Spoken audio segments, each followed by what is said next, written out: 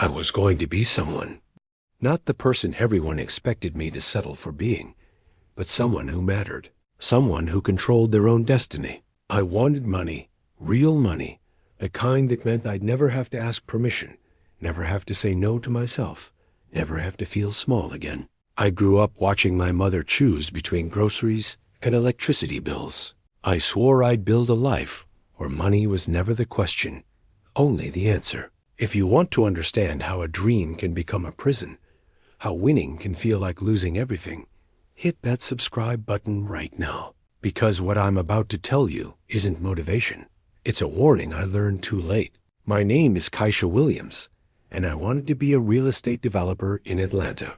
Not just flipping houses, building communities, creating wealth. I wanted towers with my name on them, developments that changed skylines. I wanted money that worked for me while I slept. I was 26 when I closed my first deal, a duplex renovation that netted me $42,000 in 6 months. That money felt like permission to dream bigger. So I did. I borrowed more, bought more, worked more. The deals got larger. The stakes got higher. The money started flowing in ways I'd never imagined. By 30, I'd built a portfolio worth $3 million, properties across 3 states, a team of 6 people working under me. I was the person I'd promised myself I'd become. I worked 16-hour days because the money demanded it. I answered calls at 2 a.m. because deals don't sleep. I skipped meals because time was money, and I couldn't afford to waste either. I said yes to every opportunity because saying no felt like failure. My phone never stopped ringing. My calendar had no white space. My life became a spreadsheet of acquisitions, renovations, closings, profits. The money kept coming. $80,000 months, 6-figure quarters. I bought a penthouse in Buckhead because that's what winners did. I drove a Range Rover because that's what success looked like. I posted about my wins on Instagram because I needed everyone to see that I'd made it, that I'd escaped, that I'd chosen money, and it had chosen me back. Then I hit the deal of a lifetime, a mixed-use development project in downtown Atlanta, $20 million, 4 years of work. My name on the building, everything I dreamed about since I was broke and scared. I pitched it to investors for 8 months. I refinanced everything I owned to make the numbers work. I convinced people to believe in my vision. And they did.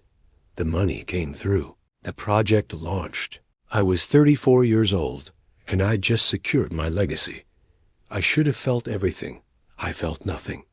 The day the first steel beam went up, I stood at the construction site at dawn.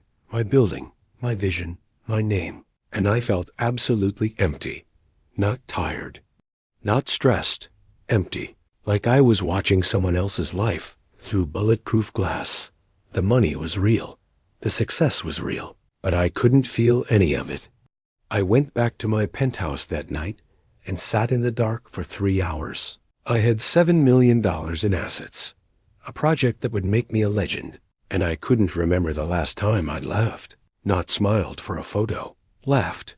I couldn't remember the last time I'd called my sister just to talk. I couldn't remember the last time I'd done anything that wasn't about money, deals, leverage, growth, winning. My body started showing me what my mind refused to see. I'd wake up with my jaw clenched so tight my teeth hurt. My left eye twitched constantly. I lost 12 pounds in a month without trying. Food tasted like cardboard. Sleep was something that happened to other people. I'd lie in my king-sized bed in my luxury penthouse and stare at the ceiling until the sun came up, my mind racing through scenarios, contingencies, problems that might destroy everything I'd built. The money was supposed to buy peace.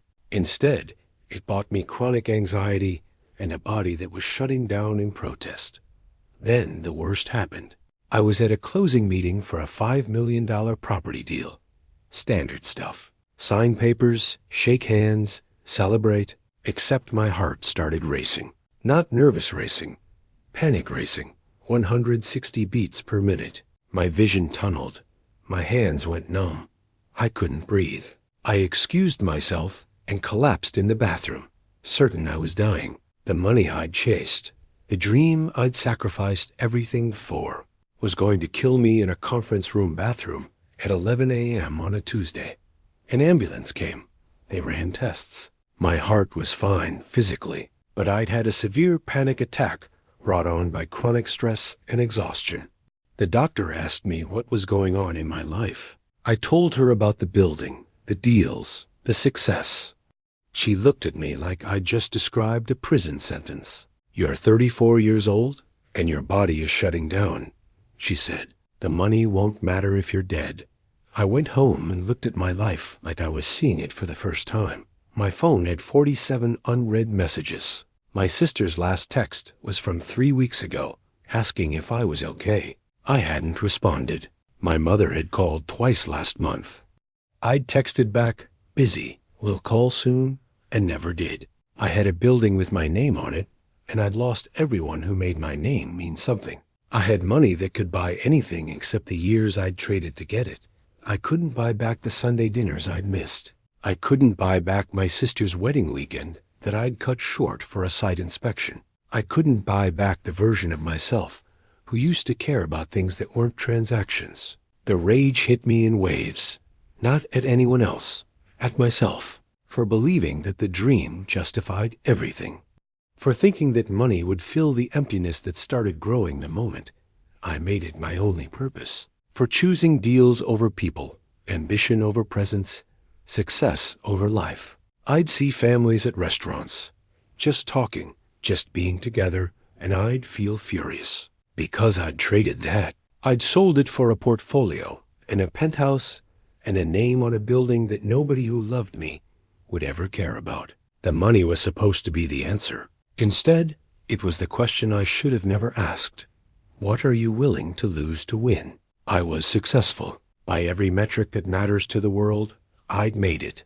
7 million in assets, a development project with my name on it, a career that most people only dream about. But success without life isn't success. It's just expensive emptiness. I'd climbed the mountain and realized I'd climbed the wrong one. The view from the top was just a better angle on everything I'd left behind. The money was real. The achievement was real. But none of it meant anything because I'd lost the people and the moments that made life worth having money for. You can't buy back time. You can't buy back presence. You can't buy back the version of yourself that existed before you made winning everything. I didn't quit, but I restructured. I hired a project manager and stepped back. I started saying no to deals that demanded my soul as collateral. I called my sister and apologized for being absent. I showed up at my mother's house on Sunday with no agenda except being there. The money didn't disappear, but it stopped being the point. The building still has my name on it. But now I understand it's just a building. It's not a life. It's not a family. It's not a substitute for being human. Chase the dream. Build the empire. Make the money. But don't trade your life for it. Because when you get there, when you finally have everything you thought would make you happy, the only thing that matters is who's still standing beside you. The worst thing that can happen isn't failure. It's succeeding at something that costs you everything that actually matters.